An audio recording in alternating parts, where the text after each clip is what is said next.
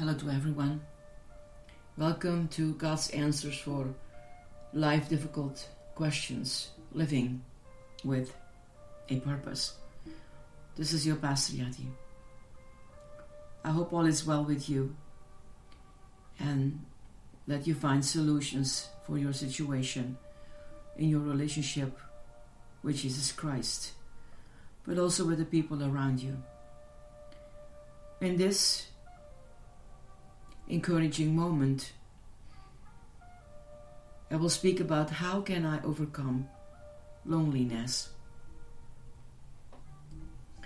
Loneliness is one of the most miserable feelings a person can experience. Sometimes you may feel that nobody loves you, that nobody even cares if you exist.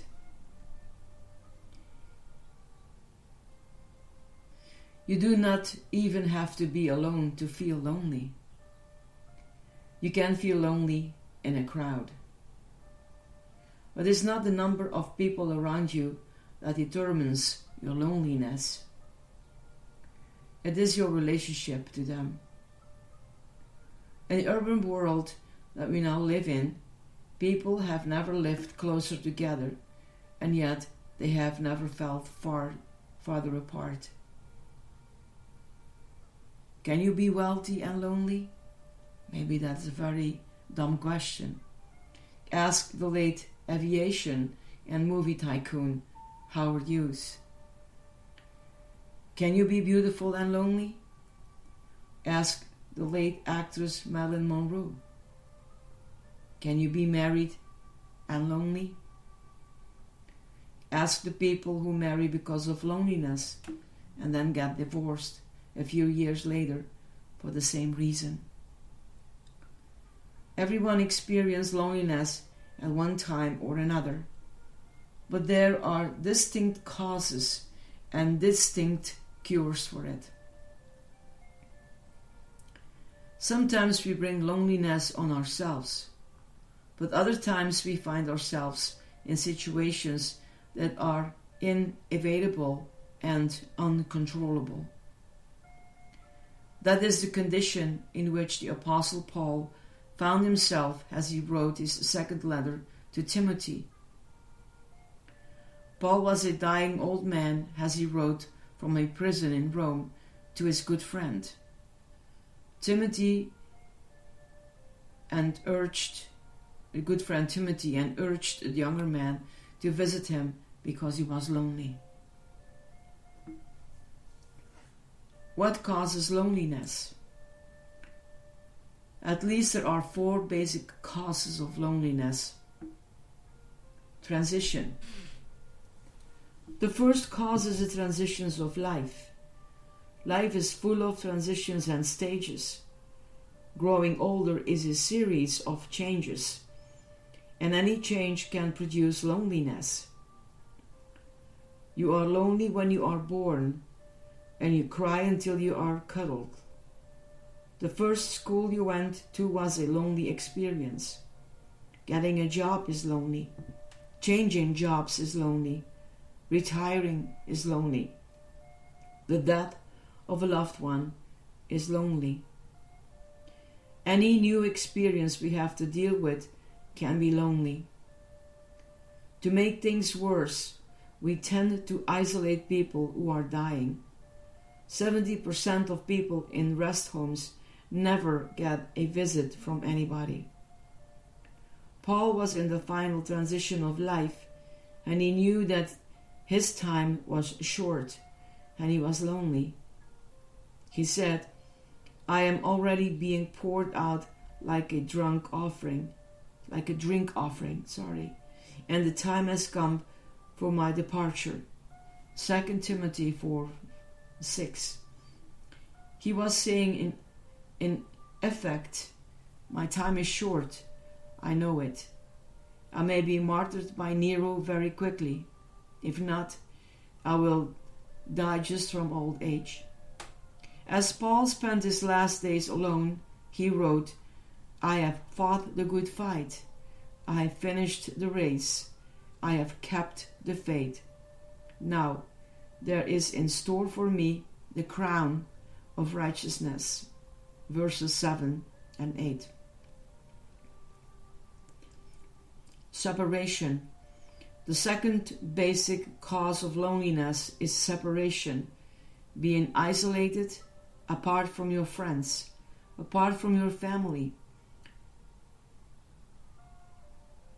Maybe because of a career of military service or something else causes loneliness. Solitary confinement is the most devastating form of punishment because people need people. We need interaction. We need acceptance.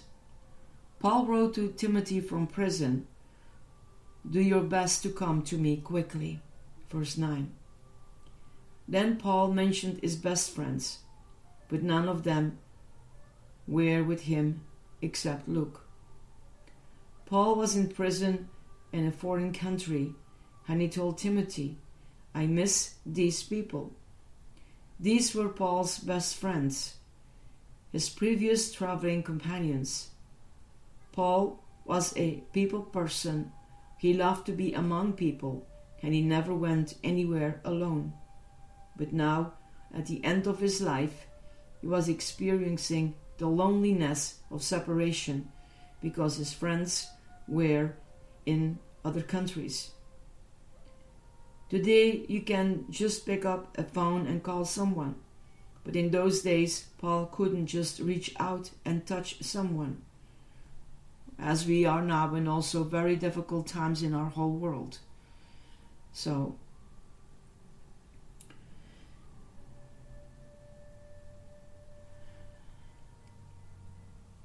twice in this passage, verse 9 and 13, Paul asked Timothy to come, and then he said, "Do your best to get here before winter." Verse 21. Why did he say that? Because time was running out. He was saying, "Timothy, I may not be around much longer, and I really want to see you. Come back and see me." Whom do you need to call? Whom do you need to write a letter of separation to?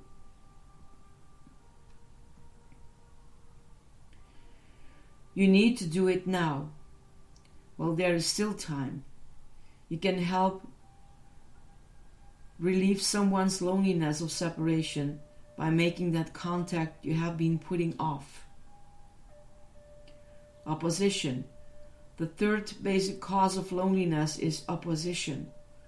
Paul says, "Alexander the metal worker did me a great deal of harm." Verse 14. In other words, not only am I getting old and sitting here alone in prison, but I have been attacked. We don't know what Alexander had done to Paul. Maybe he slandered Paul's name or attacked his reputation. Maybe he was turning people against Paul. Some of the meanest things can be said by children on the playground. Do you remember when you were a little kid and everybody ganged up on you? All of a sudden, during one recess, the fickle finger of popularity turned and everyone was against you. You're not a friend anymore. You felt opposed and you felt alone. It is a lonely feeling to go through a painful experience like this, to suffer rejection while everyone else is having fun. It is a lonely feeling to be misunderstood, to be embarrassed, to be humiliated. The temptation when this happens is to draw yourself into yourself and build up walls. But doing that only makes you lonelier. Rejection. The fourth basic cause of loneliness is the most serious, the serious one in that it causes the most pain. It is the loneliness of rejection. It is when you feel as though you have been betrayed or forsaken, abandoned in your time of need by those closest to you. Paul felt this way. He felt deserted. He said of his trial before Nero, "At my first defense, no one came to my support, but everyone deserted me." Verse 16. You can almost hear the pain in Paul's voice. When things go tough, everybody left me. When the trial warmed up, nobody was there. Nobody spoke for his defense. Everybody cooped out. Rejection is one of the most difficult things for a human being to handle. That is why divorce is so painful, and that is why God hates adultery. It is a betrayal and it hurts lives. And it is an act of unfaithfulness and abandoning and forsaking. And it is a very painful experience. God says that every human being has an emotional need for acceptance, and when that need is violated, it is a serious sin.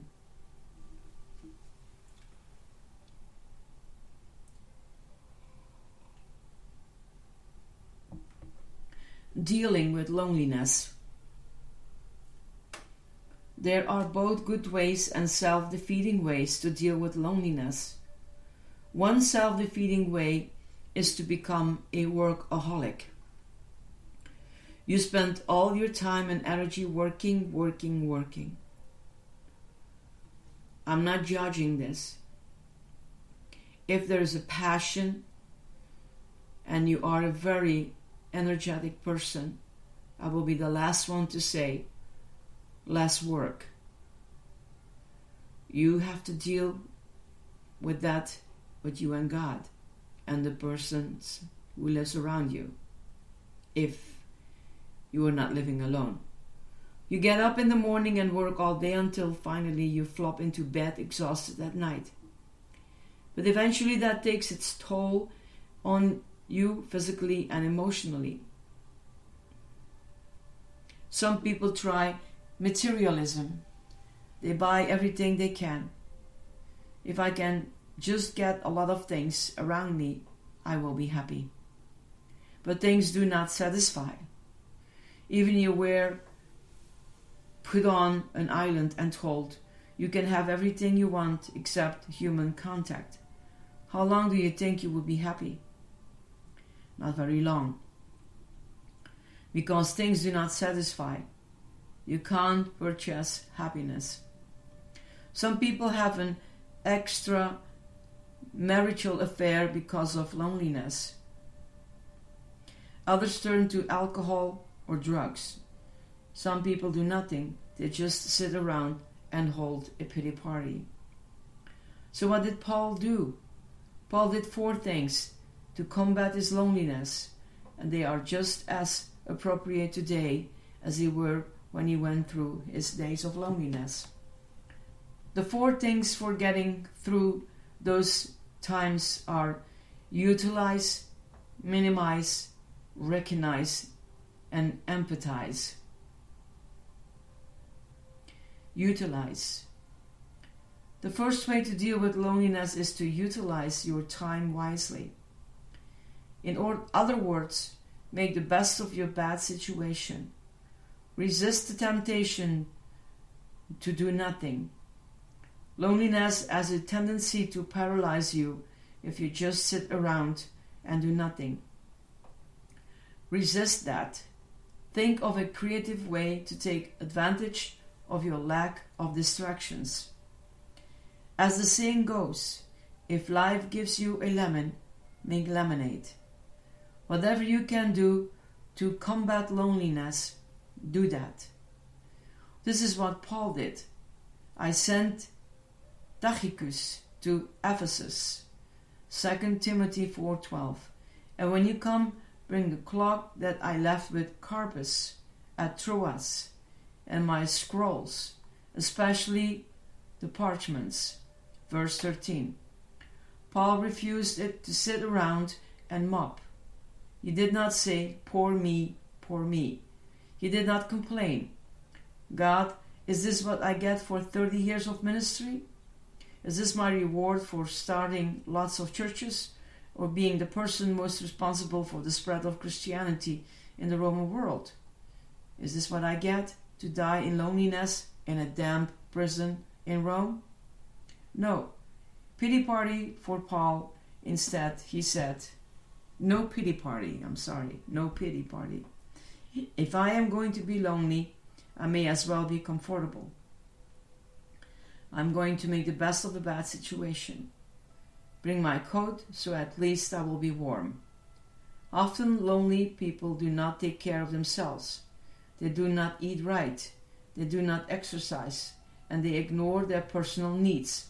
But Paul said, bring my coat and my books, and I will capitalize on this lack of interruption. I will use it for writing and study time. This was a great change of gears for Paul because he was an activist, a church planter. More than anything else, he wanted to be in the Colosseum preaching instead of in a prison studying. But sometimes God can use loneliness for good. If Paul had been in the Colosseum, Colosseum, he would have been preaching. But God left him in prison and he got part of the New Testament instead. Probably the only way that God could get Paul to sit still was to put him in prison. I don't know. And Paul's response was, if I cannot be where the action is, I will create action right here. Minimize. The second way to deal with loneliness is to minimize the hurt. Play down the loneliness.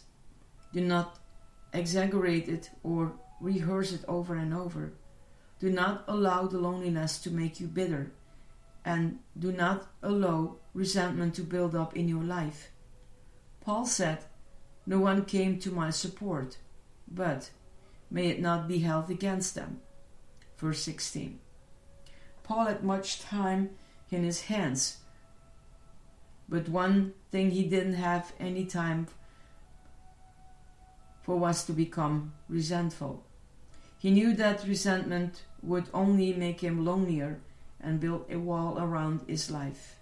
Resentment locks us in a self-imposed prison and drives people away, because nobody likes to be around a cynic, a person who is always bitter and complaining. Paul said, I want to be a better person, not a bitter person, so I will utilize my time and minimize my hurt.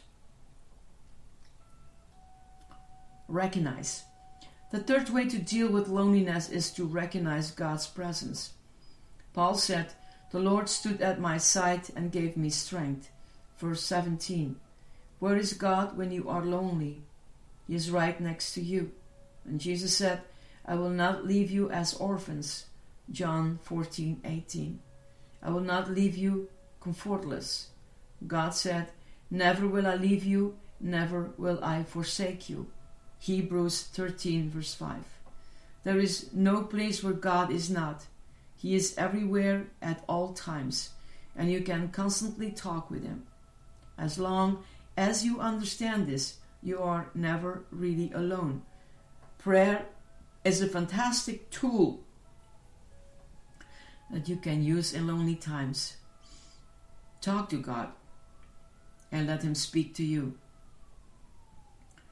David learned that fellowship with God is a tremendous antidote to loneliness. He would cry out, God, I am so lonely. King Saul is chasing me, and I'm alone in a cave. But then I turn my thoughts to you. Where can I get away from your presence? If I go up to heaven, you are there. Anywhere on earth, you are there. I can't get away from you. David learned that loneliness is a signal that it's time for us to become better acquainted with God.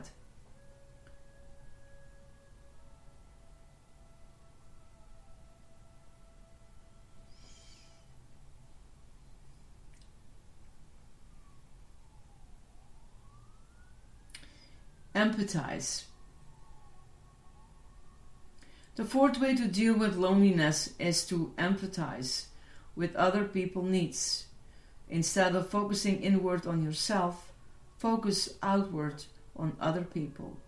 Instead of looking at yourself, look out to other people. Start helping other lonely people. That is what Paul did. His whole goal in life was an outgoing ministry, serving others without focusing on himself. As he said, the Lord stood at my side and gave me strength, so that through me the message might be fully proclaimed and all the Gentiles might hear it. 2 Timothy 4:17.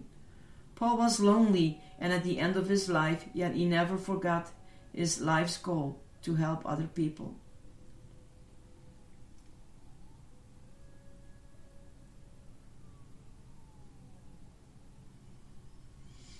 When Corrie ten Boom was a young woman in the Netherlands, she fell head over heels in love with a young man. But he broke off the relationship and married one of her good friends. Corrie was devastated. I think many people don't even know that. Nothing hurts more than being rejected and having somebody else chosen over you. When Corrie got home, her dad said something very wise to her. Corrie, your love has been blocked and he has married somebody else. Now, there are two things you can do with a blocked love. You can dam it up inside and hold it all inside and it will eat you up. Or you can rechannel it to something or someone else and can focus on other people's need. You can live a life of love, meeting other people's need. Corrie chose to do the latter, as we know from her captivating book, The Hiding Place.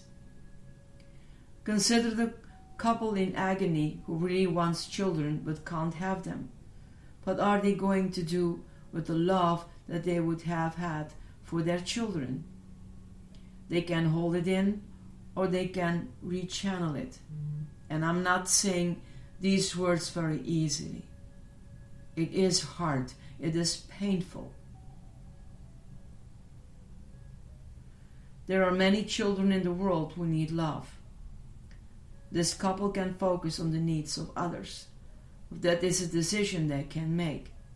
We need to stop building walls between us and others and start building bridges. We need to stop complaining, God, I am so lonely. And again, I am not judging. If you have to cry it out that you are lonely, please do. Don't hold it in you. Let God help you to work with it. Work it out.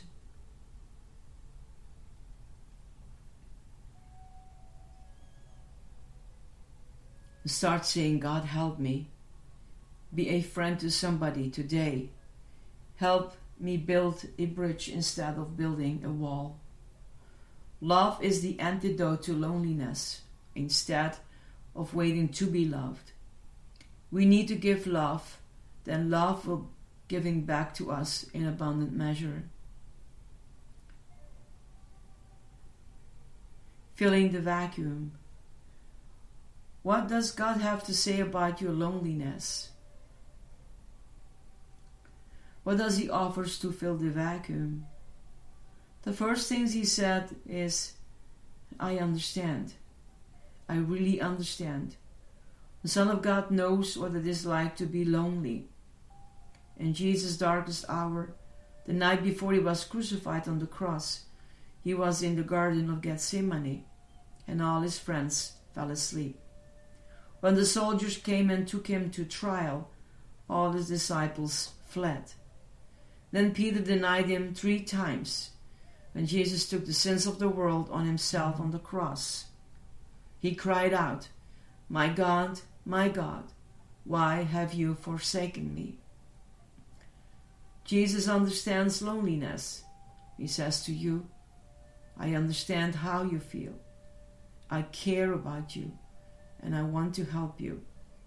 Let Him help you conquer your loneliness as you turn to Him in prayer and reach out in love to lonely people around you.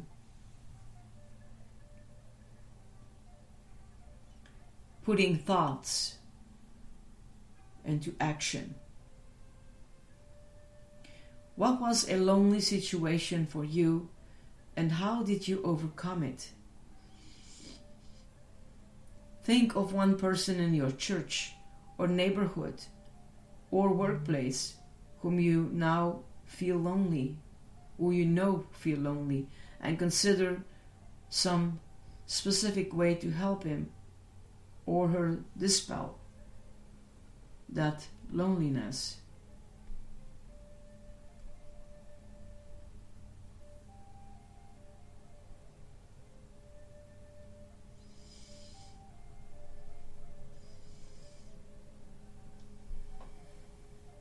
Helping others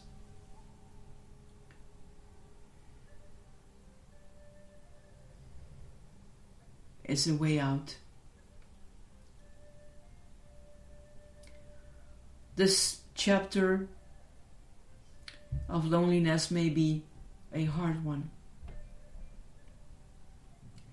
As we be very honest to ourselves, we have experienced loneliness.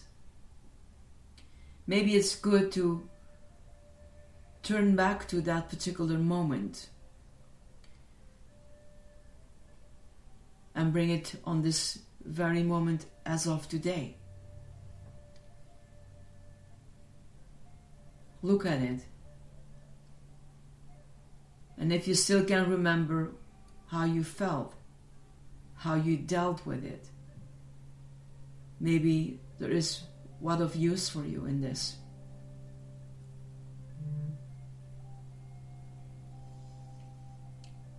Loneliness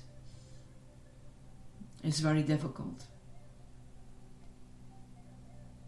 And I'm saying this, I'm just saying it may be easier for people in their young ages. I don't know, it can be.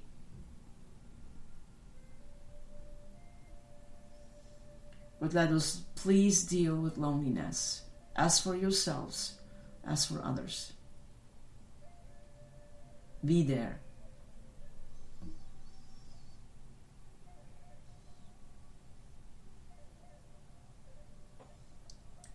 And let God be the ones who hover you and protect you